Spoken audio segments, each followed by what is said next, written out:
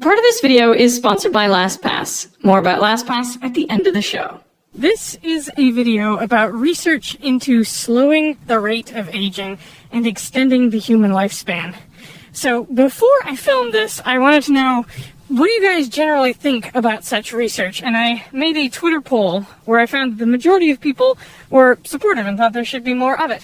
But there were some important concerns, and I want to address those here at the beginning. I mean, the most significant concern was, if we're looking to extend human lifespan, does that just mean we'll have more sick years where we'll be in bed with Alzheimer's? Nobody wants that, and that was clear to me.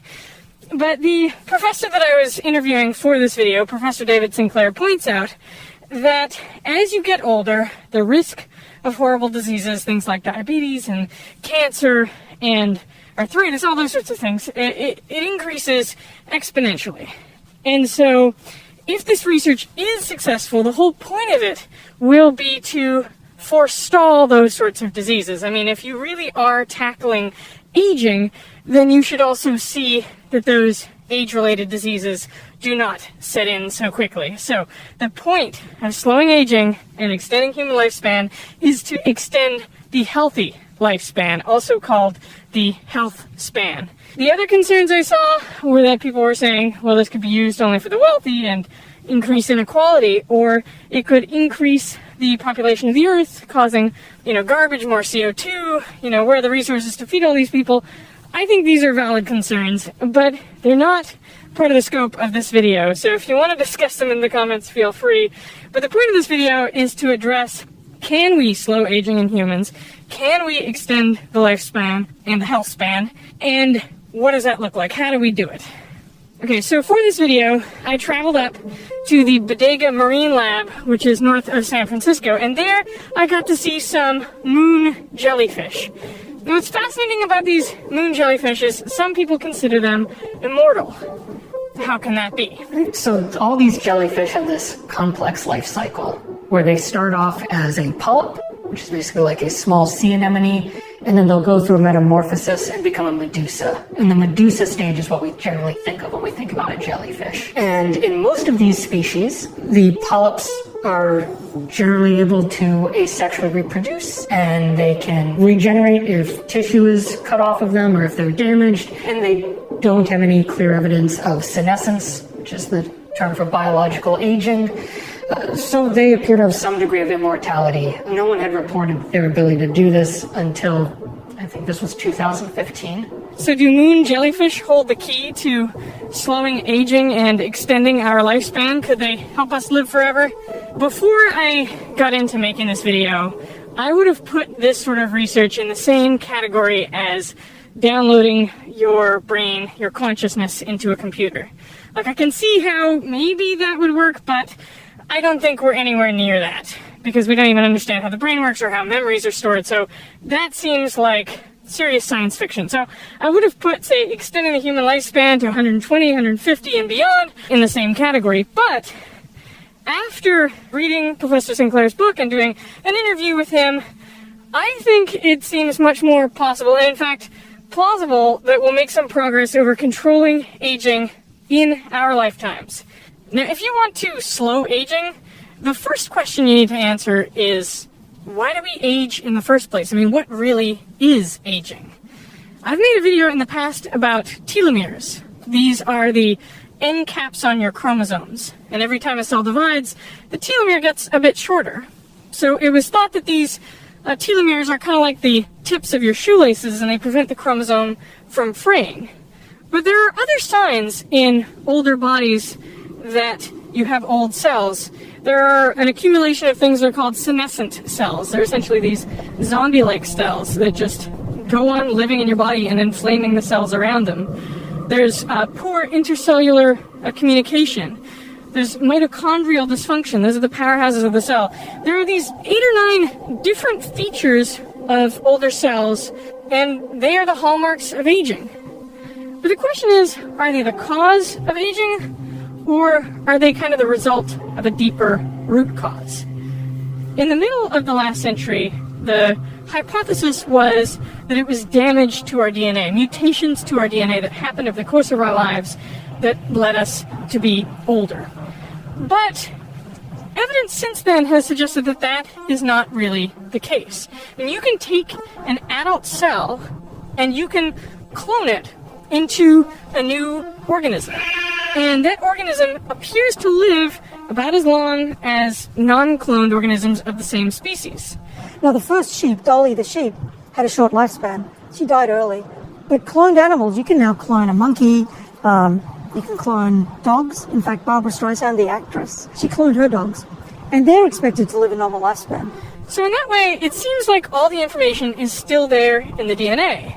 So if we're not losing information in our DNA, then what is the reason for aging? Well, Professor Sinclair suspects that it's a loss of information, but not the information in our DNA, in our genome. No, Professor Sinclair suspects that the loss of information is in our epigenome. So what is the epigenome? Every cell in your body has the same DNA, but different cell types have different epigenomes. They have different ways of packaging that DNA, coiling up, a lot of it so that it's not red, and leaving some parts of the DNA spooled out so it's easier to transcribe and turn into proteins and run that cell. So the epigenome is responsible for turning on or turning off different parts of the DNA.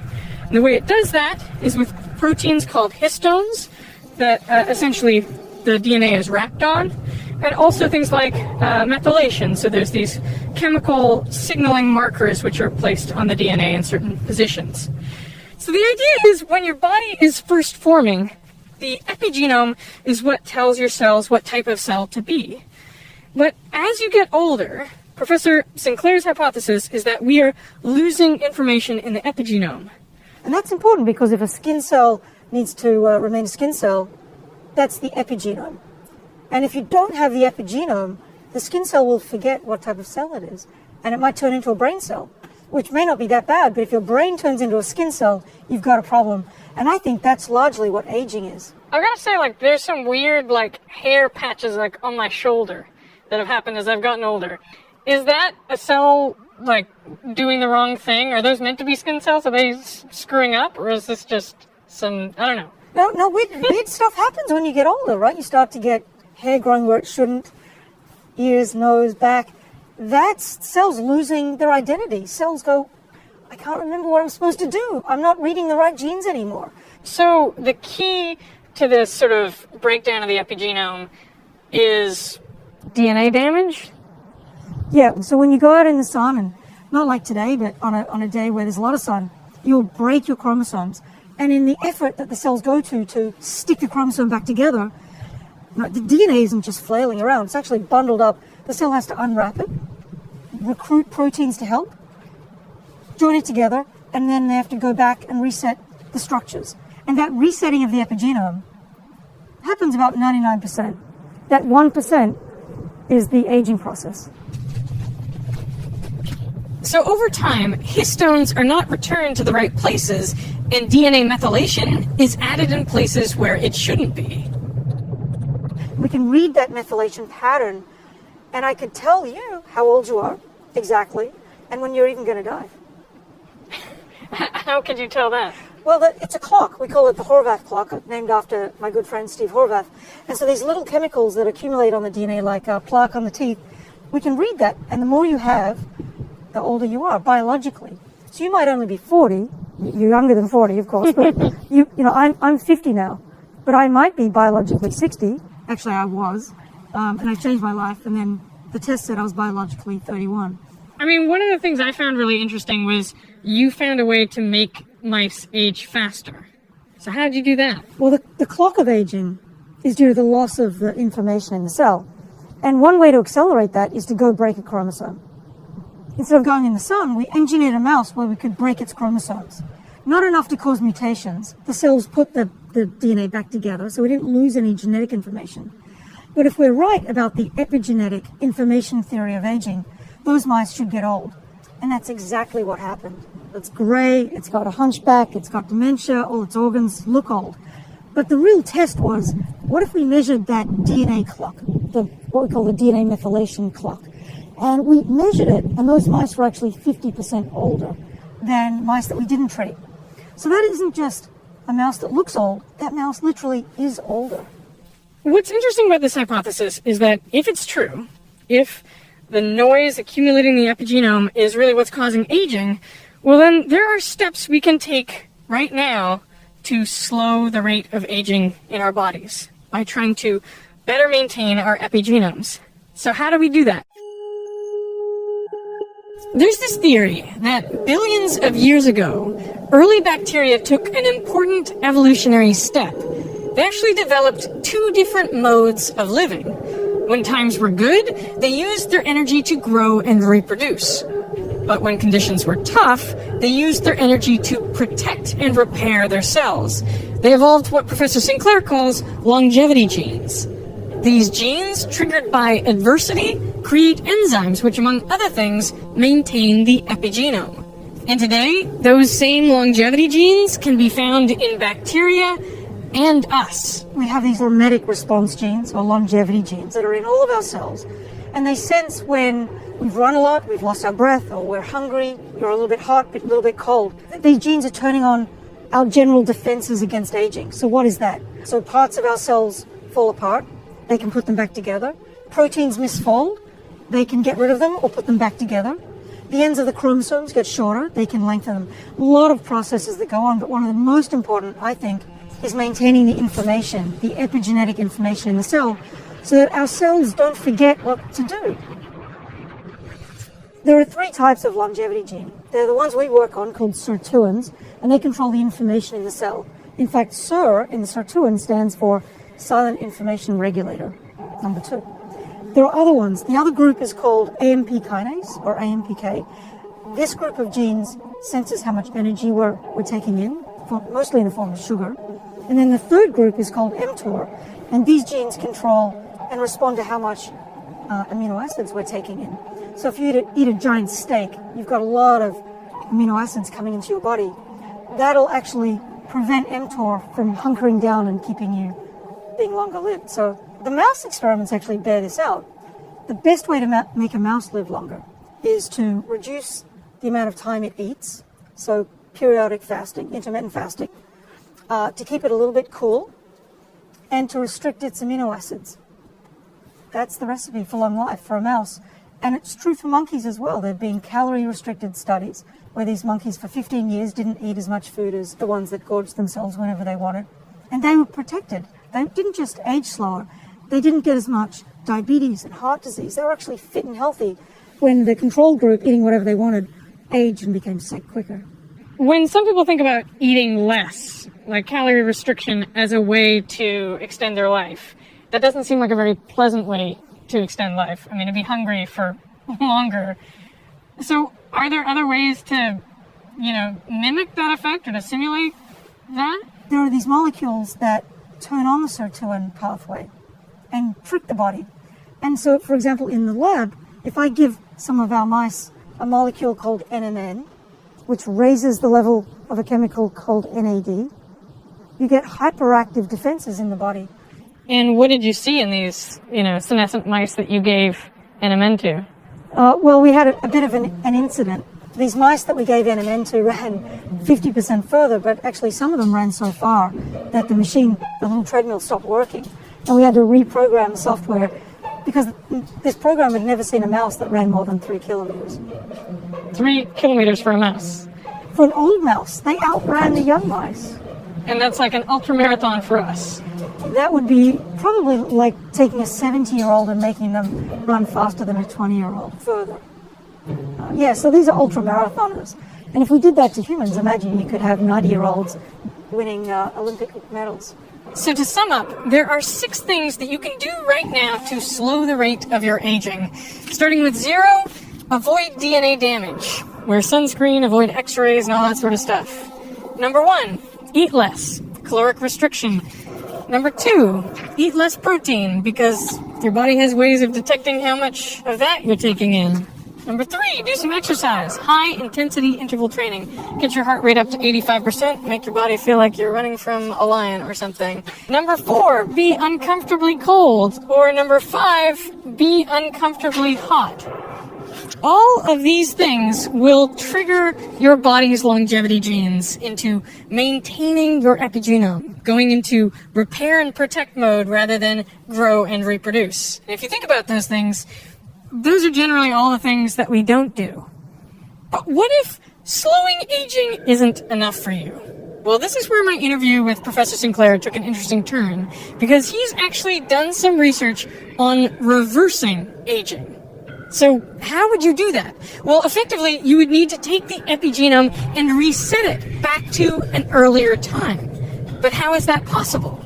Back in 2012, a scientist named Yamanaka received the Nobel Prize for discovering 4 factors which, when applied in a gene therapy to an adult cell, would reset the whole epigenome back to how that cell was when it was an embryo. So it is what is called a pluripotent stem cell. Now, you wouldn't want to apply that to your entire body because, well, then you would turn into a giant tumor because your cells wouldn't know how to differentiate. But it does suggest that there are ways of resetting your epigenome, and they could be the key to reversing aging. The big breakthrough that we just had in my lab, only about a year or so ago, was to reprogram the eye of a mouse. And the eye, we chose the eye because that's a very hard thing to fix, right? If you go blind when you're older, we think that's a one-way thing. You're never going to recover your vision. But we decided, let's try it anyway. Let's go for broke. So we put a gene therapy in the eye of old mice, turned their retinas to be young again, reversed aging in their retinas. So those 1-year-old mice went back to about 2 months. And guess what? Those mice could see again, just like they were young again. How do you reset one of these eye cells without resetting it to just a stem cell? Well, we have to be very careful not to reset these cells to be basically a stem cell. Otherwise, we wouldn't have mice that can see. We'd have mice with a giant tumor in the back of their eyes. So what we do is a couple of things. We didn't use all of the 4 reprogramming factors that won the Nobel Prize. We used just 3. We leave off one called NIC, which causes cancer. And those 3 seem to be just the right recipe for taking the age of the eye backwards, but not too far. And the second thing we do is we turn it off. We can actually turn this system on when we want and off again so that we don't take them too far back in age. Can you do that with any cell? We think we can do this in any tissue. We've now given it to the whole mouse, and those mice are fine. No evidence of cancer. They seem to be really quite healthy. So the big question is, can you take a mouse way back, the whole body, and be totally young again? Maybe back from 2 years back to 2 months. And that's what we're doing right now. That's pretty exciting. It's freakishly exciting, actually. I thought we'd just slow down aging. Now we're talking about an aging reset. You know what? We've only reset the age of the eye once. How many times can we do this? Maybe it's twice. Maybe it's 100 times. So Professor Sinclair claims that his gene therapy reversed aging in the mouse's eye and allowed it to see again. But applying a gene therapy to every one of your trillion cells is pretty impossible. So in order for this to actually work and reset an entire body, you would need another way. And this is where the jellyfish come in. Because moon jellyfish, any cell in an adult jellyfish can actually be reset into an earlier stage of its life cycle. It can become a polyp again. So it seems like the jellyfish are actually capable of activating something like the Yamanaka factors and resetting their epigenomes to an earlier time in their lives. If we're able to figure out how they do that, well then maybe we could do the same with our own cells. We do have the ability to reset our epigenomes, but that is typically only used when we're in the embryonic stage, when we need to maintain all our cells as stem cells. As we age, most mammals, including humans, we lose stem cells over time, and the stem cells we do have become more and more restricted over time to the types of cells they can make. So if we can understand how the moon jellyfish can take presumably many different kinds of cells and reverse engineer them into the cells it needs during regeneration, that might give us an idea of how to do it in our cells as well. So I still think we're a fair ways off from reversing aging in the entire human body. But what I found interesting from talking to Professor Sinclair was that there's at least a roadmap, at least a path ahead where you can see that it could be possible to slow and even reverse aging. Hey, this part of the video is sponsored by LastPass. So let's talk about one thing you can do right now to improve your life. Just go to LastPass.com and start a free account and enjoy free cross-device sync. Think about how spending just a few moments right now could save you hours or even days over the course of your life. And that's because you will never again get locked out of an account. You'll never have to reset a password. You'll no longer have to burden your brain with remembering passwords or end up having to write them down. And it will make your passwords more secure because LastPass auto-generates strong passwords for you. I love how it auto-fills usernames and passwords on websites. And it works just as well on iOS or Android apps and mobile sites. Just think about how much hassle and time this will save you if you end up living to like 100 or 120. I mean, how many accounts and passwords will you even have by then? And if you want extra features like advanced multi-factor authentication, you can upgrade to LastPass Premium. So put your passwords on autopilot right now with LastPass. Click on the link below to find out more. And thanks to LastPass for sponsoring this part of the video.